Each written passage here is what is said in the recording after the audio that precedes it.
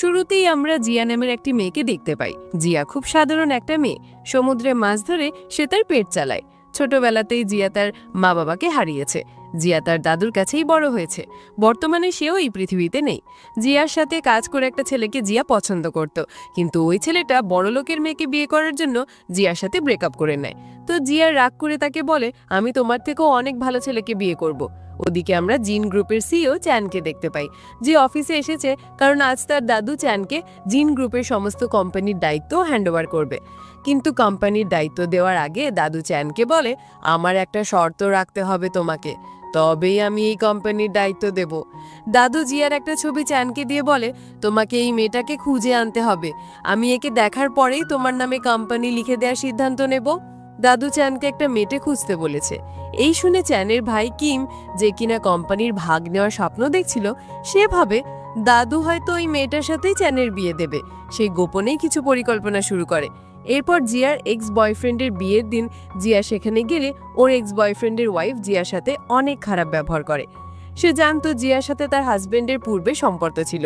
সবার সামনেই সে জিয়াকে অনেক খারাপ কথাও শোনায়। জিয়া বলে, তোমরা দেখে নিও, আমি অনেক বড়লোক ছেলেকে বিয়ে করব।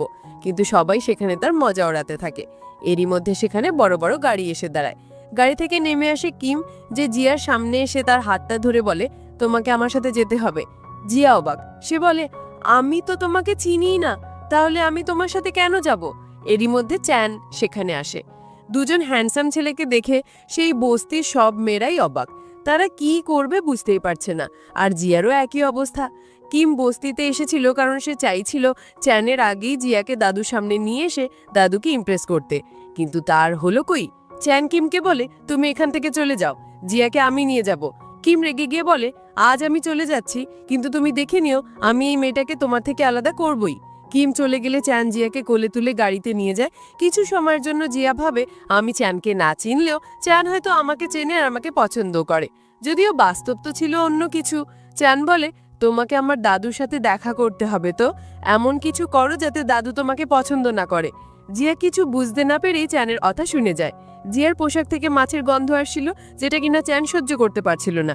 কিন্তু দাদুর সামনে জিয়াকে অযোগ্য প্রমাণ করার জন্য সে তাকে নতুন পোশাকও কিনে দেয় না। চ্যানের বাড়িতে পৌঁছে এত বড় বাড়ি দেখে জিয়া অবাক। দাদুর অ্যাসিস্ট্যান্ট তাকে ভেতরে নিয়ে গেলে সেখানে মিস লিন আসে, যে কিনা একজন ফেমাস সেলিব্রিটি ছিল, আর সাথে চ্যানের ভালো বন্ধুও। সে চ্যানকে পছন্দ করত, কিন্তু চ্যানের মনে তার জন্য তেমন কোনো অনুভূতিই ছিল না। জিয়া তাকে দেখে অনেক খুশি হয়, কিন্তু লিনের হাবভাব দেখে সে ভয় পেয়ে দাদুর অ্যাসিস্ট্যান্টের পেছনে লুকিয়ে পড়ে। জিয়া কোনো মতেই সামনে আসতে চাইছিল না। এই দেখে লিন বলে, আমি কি ওকে খেয়ে নেব? এই শুনে অ্যাসিস্ট্যান্ট সরে গেলে লিন জিয়ার পোশাক দেখে খুব অ্যাটিটিউড দেখিয়ে বলে, দাদু শেষ পর্যন্ত এই মেয়েটাকে নাত বই করতে চায়।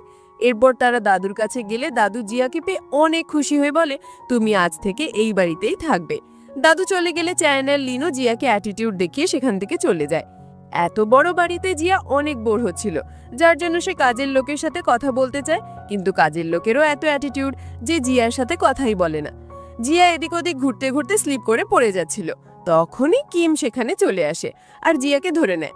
জিয়া কিমকে দেখে মনে মনে ভাবে, বাহ, চ্যানের ভাইটা কত হ্যান্ডসাম, আমি তো ওর প্রেমেই পড়ে যাব।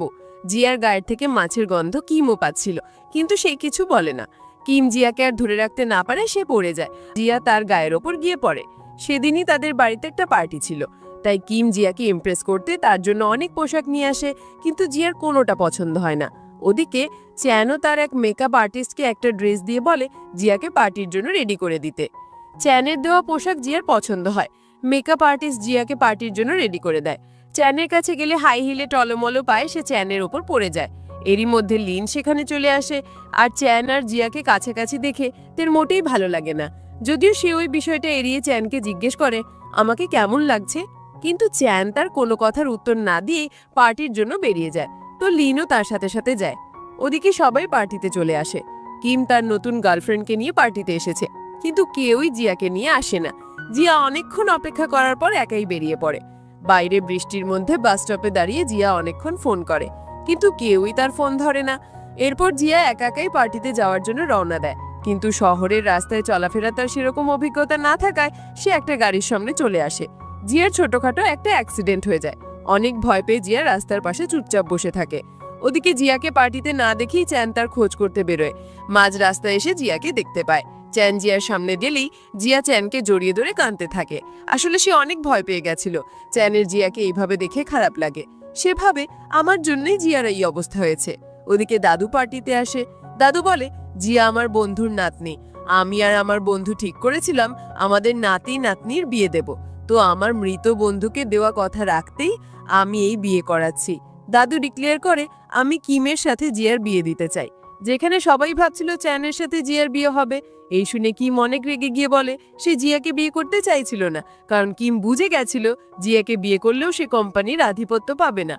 চ্যান জিয়াকে সমুদ্রের পাড়ে ঘুরতে নিয়ে যায়। ছোটবেলা থেকেই জিয়া সমুদ্রের কোলেই বড় হয়েছে, তাই খারাপ সময় সমুদ্রের পাড়ে গেলে তার ভালো লাগবে এই ভেবেই সেখানে গেছিল। আর সে তার উদ্দেশ্য সফলও হয়। জিয়া সমুদ্রের কাছে গিয়ে অনেক খুশি। চ্যান জেনে যায় দাদু কিমের সাথে জিয়ার বিয়ে ঠিক করেছে। তো সে জিয়াকে বিয়ের কথা জানালে জিয়া বলে দেয়, আমি এই বিয়ে করছি না, কারণ আমার কিমকে পছন্দ নয়, আর এমন কোনো মানুষকেই আমি বিয়ে করব না যাকে আমি ভালোবাসি না।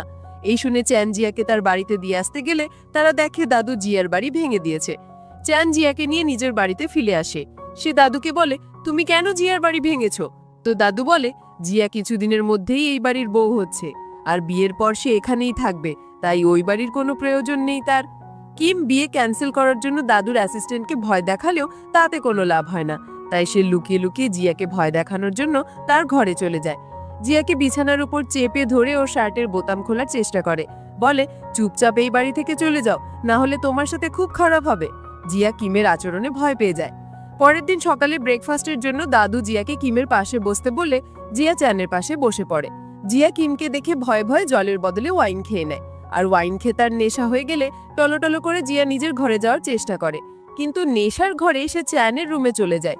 চ্যান শাওয়ার নিয়ে বাইরে এসে জিয়াকে দেখে তার ঘরে শুয়ে রয়েছে সে। জিয়াকে ঘর থেকে বেরিয়ে যেতে বললে জিয়া কোনো রকমে জুতো নিয়ে ঘর থেকে বেরোতে যাচ্ছিল, কিন্তু নেশার কারণে সে টলমলো করতে থাকায় তাই চ্যান তাকে কাঁধে করে তুলে ঘর থেকে বের করে দেয়। জিয়া কোনো রকমে নিজের ঘরে গিয়ে সবেমাত্র শুয়েছে, এরই মধ্যে তাদের অ্যাসিস্ট্যান্ট একটা ফাইল নিয়ে এসে বলে, দাদু বলেছে তোমাকে এই বাড়িতে থাকতে হলে কাজ করতে হবে। তো জিয়া নিজের বাড়ি চলে যাওয়ার কথা বললে অ্যাসিস্ট্যান্ট বলে, ওই বাড়িতেও তুমি যেতে পারবে না, কারণ ওই বাড়িতে যেতে হলে তোমাকে রেনোভেশনের টাকা দিতে হবে। তো জিয়ার কাছে কাজ করা ছাড়া কোনো উপায় না থাকে। শেষমেশ শর্ত অনুযায়ী তাকে কিমের রুম পরিষ্কার করতে যেতে হয়। যদিও দাদু এটা প্ল্যান করেই করেছিল, যাতে ঘর পরিষ্কারের বাহানায় কিম আর জিয়া একে অপরের কাছাকাছি থাকতে পারে। তো জিয়াকে ঘর পরিষ্কার করতে দেখে কিম ইচ্ছে করেই তাকে দিয়ে আরো বেশি করে কাজ করায়। জিয়ার রাগ তো অনেক হচ্ছিল, কিন্তু সে নিরুপায়। কিছুদিন পর জিয়া ভাবে, আমার কাজে ফিরে যাওয়ার কোনো উপায় নেই, তাহলে দাদুর কথায় আমাকে কিমকেই বিয়ে করতে হবে, তাহলে ভালো হবে। আমি কিমকে ইমপ্রেস করার চেষ্টা করি, যার জন্য জিয়া ছেলেদের ইমপ্রেস করার পদ্ধতি রিসার্চ করে। সবকিছুই সে তার ডায়েরিতে লিখে রাখত। একদিন চ্যান তার রুমে আসলে সে ওই ডায়েরিটা দেখে ফেলে।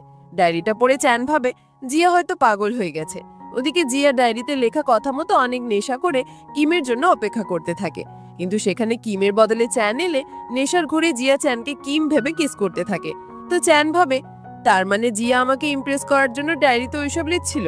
কিন্তু জিয়ার মুখে কিমের নাম শুনে চ্যান বোঝে জিয়া তাকে নয়, কিমকে ইমপ্রেস করতে চায়। ব্যাপারটা চ্যানের একদমই হজম হয় না।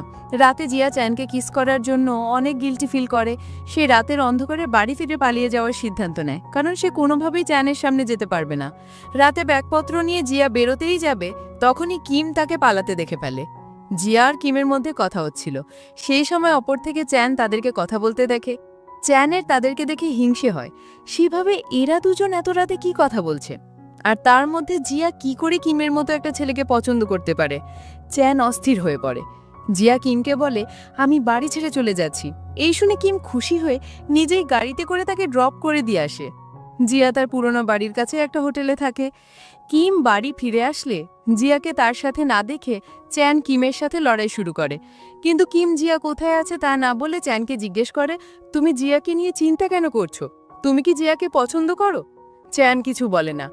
ওদিকে জিয়াকে বস্তিতে ফিরে আসতে দেখে তার এক্স বয়ফ্রেন্ডের ওয়াইফ জিয়ার থেকে বদলা নিতে চ্যানের নাম করে তাকে একটা শুনশান জায়গায় আসতে বলে। জিয়া সেখানে এলে সবাই মিলে তাকে জলে ডুবিয়ে মারার চেষ্টা করে। জিয়া জ্ঞান হারালে তারা জিয়াকে ওই অবস্থায় ফেলে রেখেই পালিয়ে যায়। চ্যান জানতে পারে জিয়া তার গ্রামে গেছে, কিন্তু সে গ্রামে কিছু মেয়ের সাথে বেরিয়েছিল।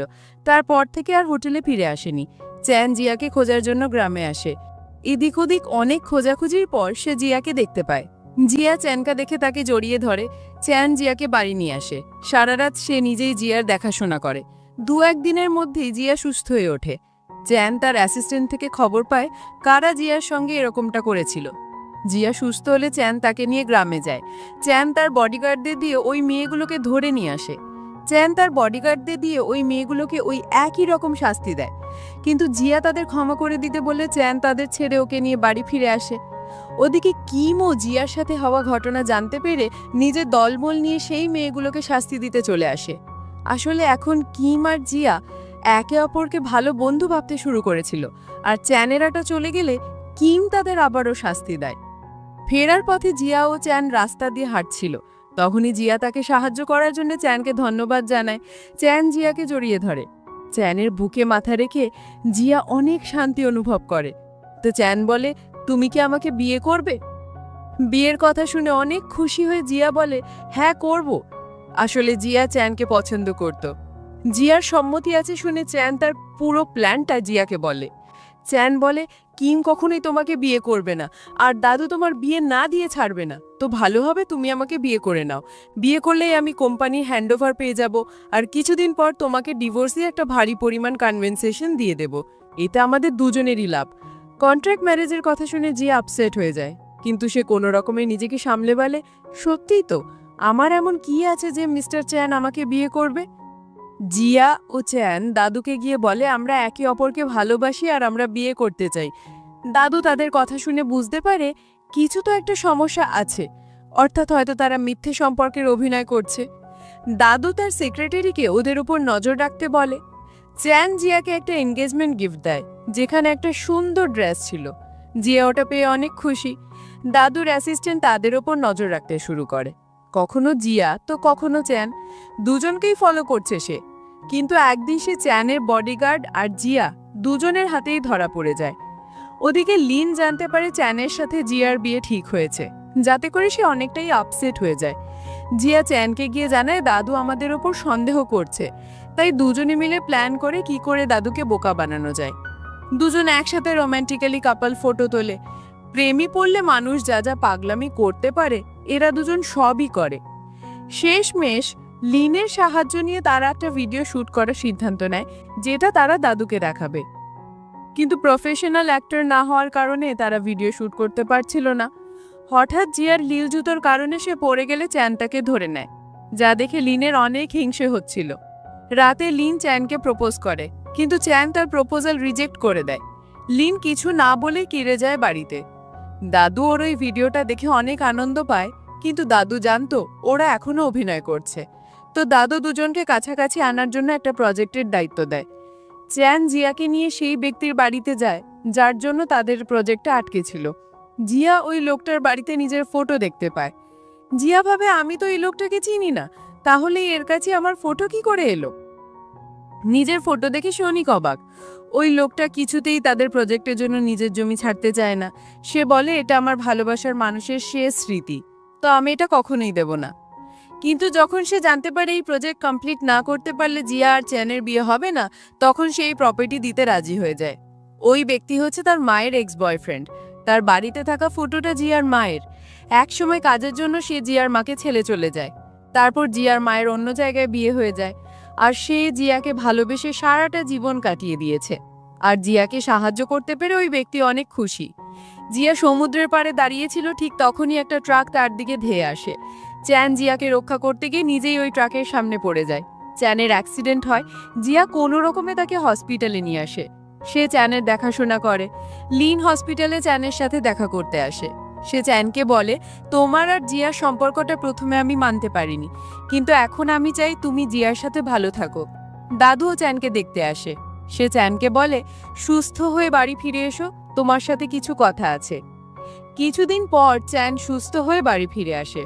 জিয়া ও চ্যানের এনগেজমেন্টের দিন এগিয়ে আসছিল। তারা দুজন এখন একসাথে অনেক সুন্দর মুহূর্ত কাটাচ্ছিল।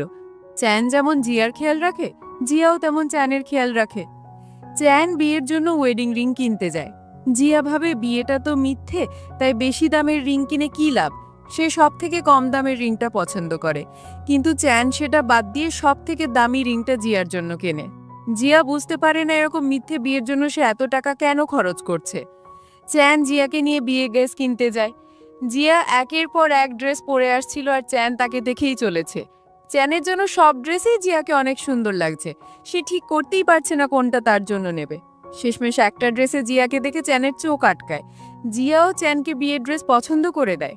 তারা দুজন বাড়ি ফিরে দেখে একটা মেয়ে ওয়েডিং ড্রেস পরে তাদের বাড়িতে দাঁড়িয়ে রয়েছে। দাদু বলে, এই হচ্ছে জিন গ্রুপের কোম্পানির উত্তরাধিকারী, আর আমি এর সাথে তোমার বিয়ে দিতে চাই। চ্যানের প্রতিবাদ করে বলে, আমি জিয়া ছাড়া অন্য কাউকে বিয়ে করব না। আসলে মিথ্যে ভালোবাসার অভিনয় করতে করতে কখন যে সে জিয়াকে ভালোবেসে ফেলেছে তা নিজেও জানে না। দাদু চ্যানকে বলে, আমি তোমার সাথে জিয়ার বিয়ে দেব না তো। চ্যান বলে, কিন্তু কেন? তুমি তো চেয়েছিলে আমি জিয়ার বিয়ে করি। এই শুনে দাদু বলে, এই সব কিছুই ছিল আমার প্ল্যান। চ্যান বুঝতে পারে না দাদু কোন প্ল্যানের কথা বলছে। তো দাদু নিজের ফোনেই জিয়ার মা এবং তার বয়ফ্রেন্ডের ফটো দেখিয়ে বলে, আমি জানতাম একমাত্র জিয়াকে দিয়ে এই ব্যক্তির প্রপার্টি আমরা লিখে নিতে পারবো, আর এতে আমাদের বন্ধ হয়ে যাওয়া প্রজেক্ট রিওপেন হবে।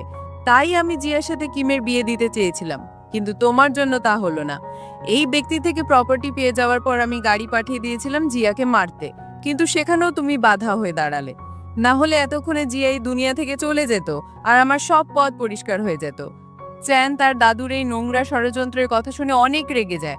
সে দাদুকে বলে, আমি জিয়াকেই বিয়ে করব, না হলে আমি অন্য কাউকেই বিয়ে করব না। চ্যান দরজা খুলে বাইরে এসে দেখে দরজার বাইরে দাঁড়িয়ে রয়েছে জিয়া। সে তাদের সব কথাই শুনেছে। জিয়া কাঁদতে কাঁদতে বলে, তাহলে আমাকে আর তোমাকে বিয়ে করতে হবে না। যাক, অনেক ভালো হলো। চ্যান তাকে আটকাতে চায়, কিন্তু জিয়া নিজের বাড়ি ফিরে যায়। এভাবেই কেটে যায় বেশ কয়েক মাস। চ্যান ও জিয়া এখন আর কেউ কারোর সাথে সম্পর্কে নেই। হঠাৎই একদিন জিয়া নিউজে শুনতে পায় চ্যানের বিয়ে ঠিক হয়েছে। সে ভেতরে ভেতরে অনেক কষ্ট পেলেও চ্যানের ভালো থাকার জন্য প্রার্থনা করে। মনের দুঃখে জিয়া চ্যানের দেওয়া সেই ড্রেসটা পরে সমুদ্রের পাড়ে গিয়ে দাঁড়ায়। আর তখন ছিল নিউ ইয়ারের রাত। পিছন থেকে কেউ হেঁটে আসছিল যে জিয়ার সামনে এসে বলে, জিয়া, আমি তোমার জন্য সবকিছু ছেড়ে চলে এসেছি, আর আমি তোমার সাথেই থাকতে চাই। জিয়া পিছন ঘুরে দেখে চ্যান সেখানে দাঁড়িয়ে আছে। জিয়ার পছন্দ করা বিয়ের সেই ড্রেসটা পরে এসেছে চ্যান। চ্যান জিয়াকে বিয়ের জন্য প্রপোজ করে আর তারা একে অপরকে কিস করে। আর এই সুন্দর মুহূর্তের মাধ্যমে এখানেই গল্পটি শেষ হয়ে যায়।